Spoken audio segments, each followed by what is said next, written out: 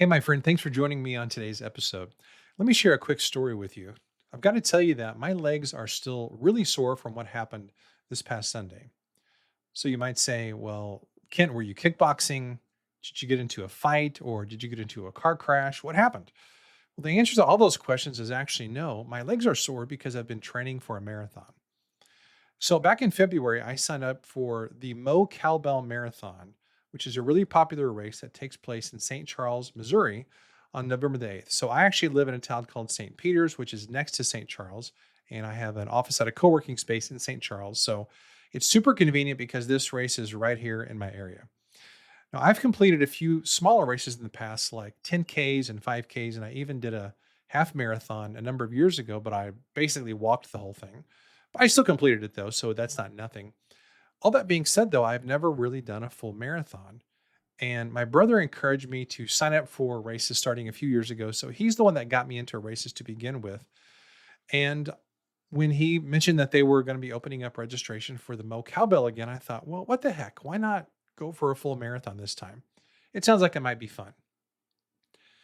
Now, of course, there's all kinds of books and resources about how to train for a marathon, but basically, like I normally do, I ignore all the conventional wisdom about something and I come up with my own plan because I think it's more interesting and I just don't automatically want to do what other people tell me to do. That's honestly my approach in life is I take other people's advice and wisdom into account and then I come up with something that actually works for me. And that's worked out pretty well for me so far.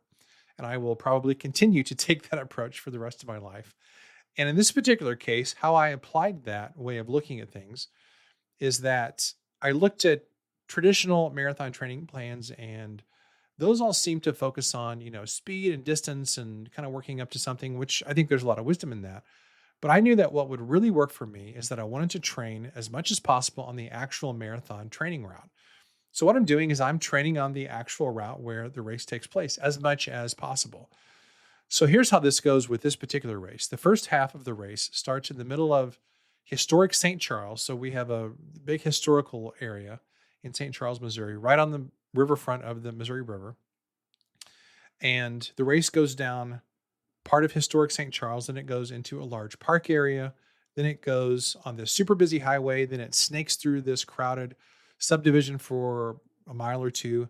And then it works its way back to the starting point via several other really, really busy roads. However, that's just the first half of the full marathon training route. So if you just do this as a half marathon, you're going to do all the stuff that I just described and you're going to go back to the starting point. Now, the back half of the full marathon is completely different than the first part because it takes place almost all of the second half of the full marathon takes place on the Katy Trail, which is a rails to trails, as they call it, conversion. So it used to be basically railroad tracks. And decades ago, they changed the railroad tracks to this really cool gravel walking and bicycle trail that runs almost all the entire way across the state of Missouri. It's really, really cool. I'm on the Katy Trail all the time. It's really fun. It's very picturesque, a lot of nature type of stuff. And part of the trail goes by the Missouri River. So it's really, really a beautiful thing. And again, my training goal was to get on the actual route as much as possible. And the reason that I wanted to do that is because it helps me to visualize every twist and turn along the trail. And it really bakes the route into my brain so that, I'm seeing here's where it turns, here's what the asphalt feels like to walk or run on it. Here's what the greenery looks like. Here are these buildings in this particular place. And I've really found that doing it that way helps me bake the bake the sights and the sounds and the smells and all of the emotions of what it feels like to be in a particular place into my psychology, into my brain, so that when I actually do the race on race day, it almost feels inevitable that I'm going to finish because I've been on those routes so many times. And basically, my approach has been to take it in little chunks and do training on those little chunks. And then gradually, I'm increasing my time and my distance and my speed until basically come race day, it's going to feel inevitable that I will complete the marathon. Now, you're probably asking, Kent, why have you taken like 4 minutes of my life to tell me this story? There's a really important reason for this because it has a direct correlation to writing. Here's what I know is writers love to talk about writing. We love to talk about our projects and our book outlines, and we love to talk about marketing and book structure. And we love to go to conferences, and we love to make all our plans for all the books we're going to write and all those kinds of things. But what a lot of writers don't actually do is sit down and actually do the writing every single day. And that's really important because all the other stuff has zero importance or meaning unless you actually are doing the writing, because the writing is the activity that actually produces the results. It produces the books or the podcast or the email newsletters or whatever it is that you're writing. And my point with all this is that there's no substitute for getting on the real course, whether it's a marathon or whether it's writing. And when it comes to your writing, what it means to get on the real course is to open that file, open that document, and type the words or take a walk and dictate those words. However you get the words out isn't important. The important thing is getting on the actual race route, which in writing terms means you're actually writing. There's no substitute for it.